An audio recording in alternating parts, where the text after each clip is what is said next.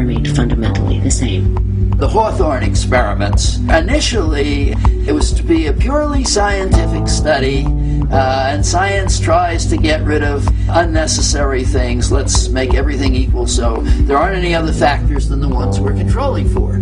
So they were trying to see what effect changing the lighting would have on how workers felt, and also how much they produced. There wasn't any really quality concern, but quantity of production and worker satisfaction, which will ultimately affect the quantity of work as well. But to do that, they said, well, we don't want to have employees being disgruntled about this and that being a factor. So we will discuss with the employees what we are going to do. There were complete discussions, and the employees would suggest trying this and trying that. And what they found was, no matter what changes they made, including putting the lighting back to where it had been before the experiment began, to see what difference that made. Every time they made a change, having discussed it with employees, production went up and employee satisfaction went up. Now, if it had been done in a democratic context, immediately the reaction would have been, let's look at the participation. But this was done in a hierarchical context.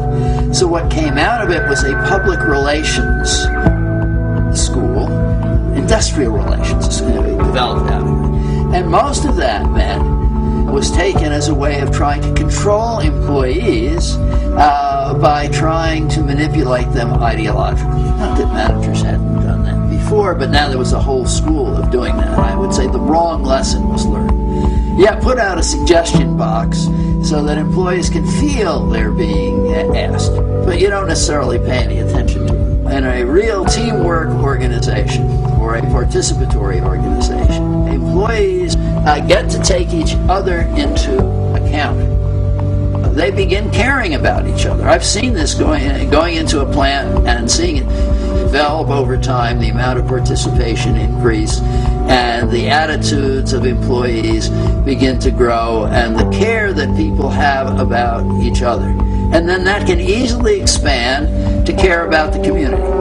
And also, work can be reorganized because people have a say. There are better ways to do things. If we are treated better, we'll work better, and so forth.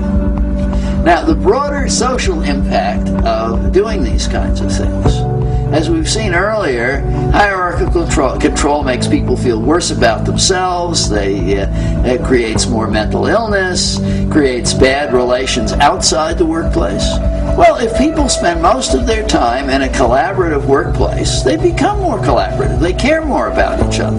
You can have a democratic corporation, a worker-owned business, and a worker-owned business that really is managed by the workers, that uses the corporate form. And that gives us some hope because it's possible, at least theoretically, to reform corporations. Participatory economics is the name for a different way to do the economy.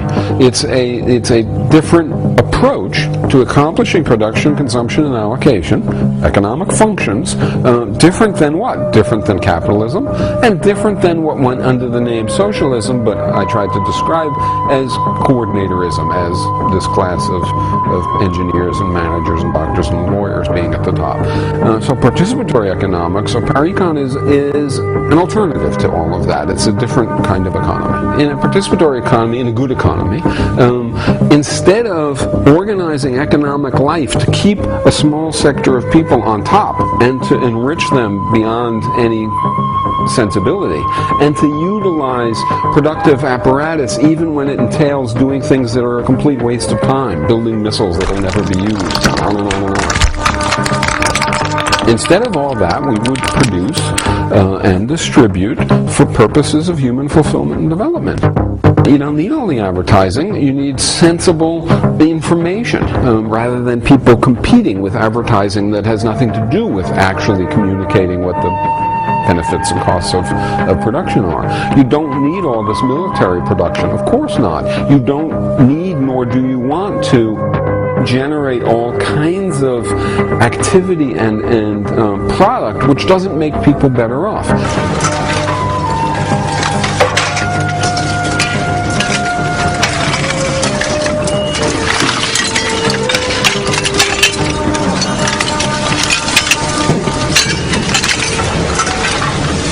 As workers around the globe continue to struggle for workplace democracy and equal rights, mass production continues apace.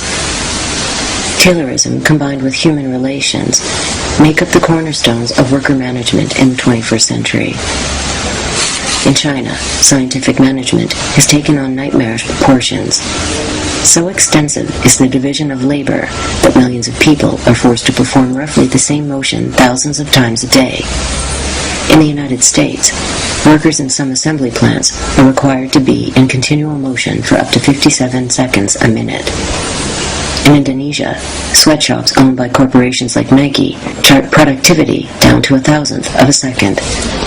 In offices and service industries, corporations are increasingly resorting to video surveillance and computerized monitoring.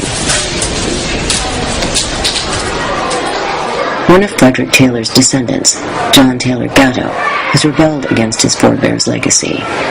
An award-winning teacher, he has also rebelled against the state of his profession.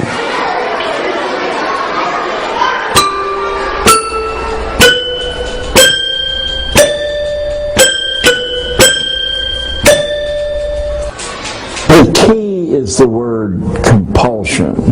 The idea of drawing all children, all young people, into some universal program administered by the leader or the leaders is as old as Plato, probably older.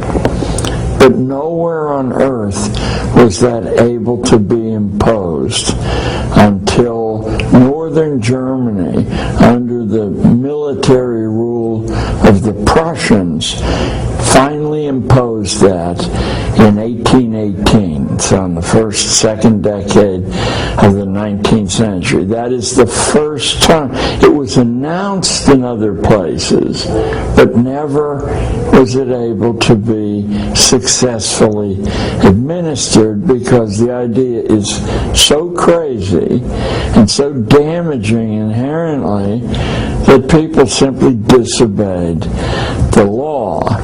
The experience of Prussian Germany was that it was possible to convert sovereign human beings into human resources. That's a translation of a German compound.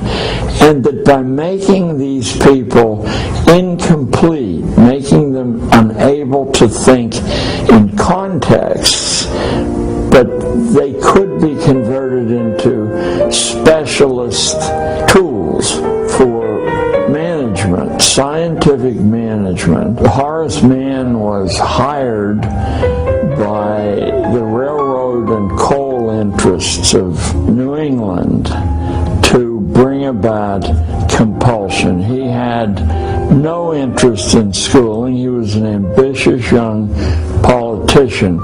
He did get compulsion laws passed in 1852. Once it was in Massachusetts, it spread very, very slowly. It wasn't for 15 more years that another state followed suit. So it hardly was a gift to the populous portion of America. I smile a little bit when I say that, because the mythology is that it was greeted everywhere with great enthusiasm. Not only did parents resist compulsory schooling, they sometimes did so violently. So vehement was the opposition in Barnstable on Cape Cod that state militia were brought in to march children to school under armed guard. A primary reason why the mass of the American population resisted compulsory schooling was a widespread belief that its purpose had little to do with education and everything to do with control. Their suspicions were well-founded. An undercurrent of class warfare runs through early American education documents. The U.S. Bureau of Education Circular of Information for April 1872 explains that inculcating knowledge teaches workers to be able to perceive and calculate their grievances, thus making them more redoubtable foes in labor struggles. Such an enabling is bound to retard the growth of industry. 16 years later, in the report of the Senate Committee on Education is equally explicit. We believe that education is one of the principal causes of discontent of late years, manifesting itself among the laboring classes.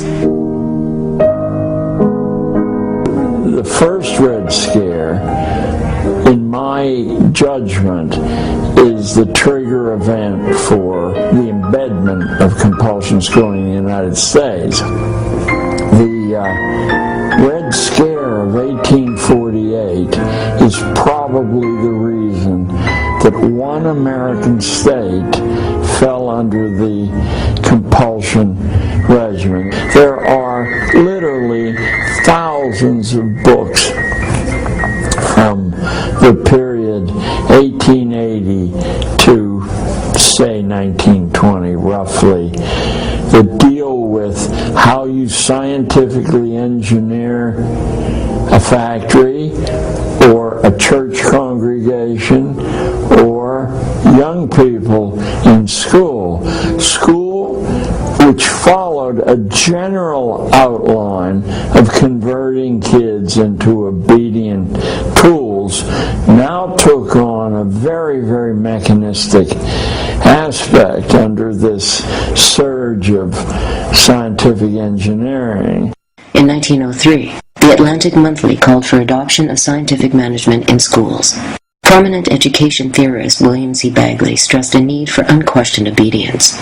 The new system would train children for life in 20th century America, their role to fulfill the needs of commerce, industry, and government. In the community with the best education, more shoppers, more merchandise moving, a higher average of per capita sales. In the other community, fewer